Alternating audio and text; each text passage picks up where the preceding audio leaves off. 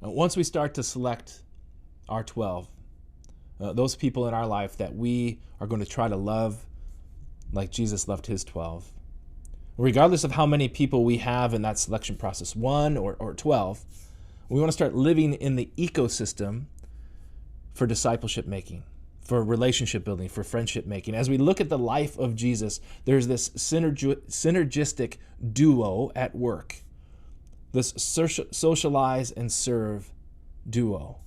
This thing that works to cultivate this ecosystem that cultivates friendships. We see Jesus do this socialize and serve and socialize, this tandem that works together. And in that, he starts to mentor and he starts to teach and he starts to partner with and he builds friendship with his 12. And it's not just something that reinforces living like Jesus. It also reinforces to our 12 that they matter. That we're not clamoring and clinging to status. It reinforces in us the things that we're trying to help others learn about Jesus. We're both learning and teaching in the same space. It really starts to embody the attitude that we're called to have like Jesus, that we should have that same attitude, that when Jesus emptied himself and made himself a servant, that is in that space that he began to show people what the kingdom looks like, who he is and who God is. So, to cultivate this ecosystem, socialize and serve. I think for a moment about how many times Jesus, it's written about in the narratives of Jesus, about the times that he is connected to meals and tables and festivals and feasts. Now, his first miracle is at a meal celebration, a festival, a wedding. The parables that he talks, that he tells the disciples and others about what the kingdom's like often include meals. Often those parables are told at meals. Jesus is even accused of being a drunken and a glutton. And he says about himself, the Son of Man came eating and drinking, meals and table time. These are like cross-cultural, tangible, clear, and obvious ways to communicate what matters and who matters. It's a place where we discover stories and needs of the people that we're trying to love and prioritize and invest in. And socialize doesn't mean that we always have to be having a meal. It can mean that we're at backyard barbecues or breweries or coffee shops or bookstores or wherever it is, parks, gyms, cafeterias, walking around the block, the places that we can sit with people and socialize. It could be bowling alleys or the sidelines of your kid's soccer game. Reinforcing who matters and what matters. That's socialize.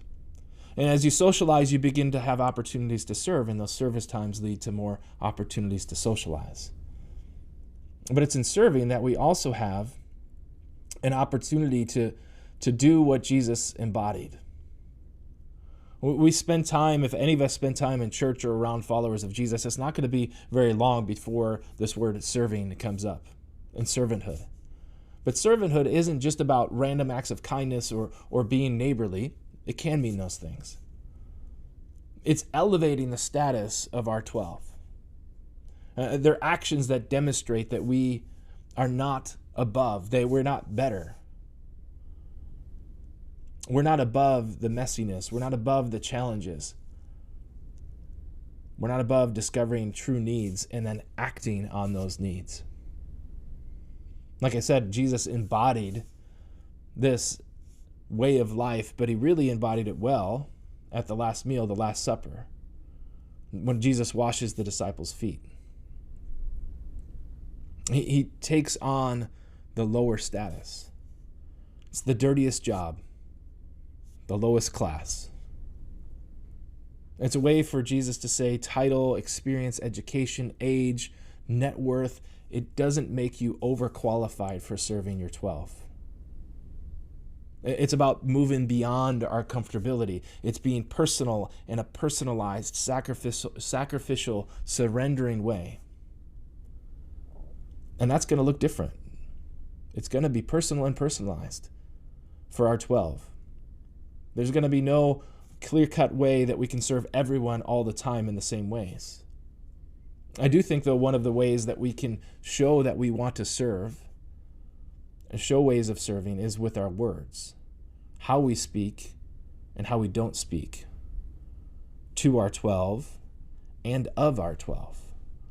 What we say about them, whether it's to their face or when they're not around, what we don't say about them. We look at the life of Jesus. Jesus never spoke disparagingly about his 12, any of his 12. We have a great opportunity to sacrifice and surrender when we serve. And that leads to greater opportunities to socialize and find out the stories and discover people's life situations. And it cultivates an ecosystem. So when you have your 12 or you have 1 or you have 6 or you have 5 or whatever that number is, socialize and serve and socialize. Work in tandem, cultivate the ecosystem where friendships are built.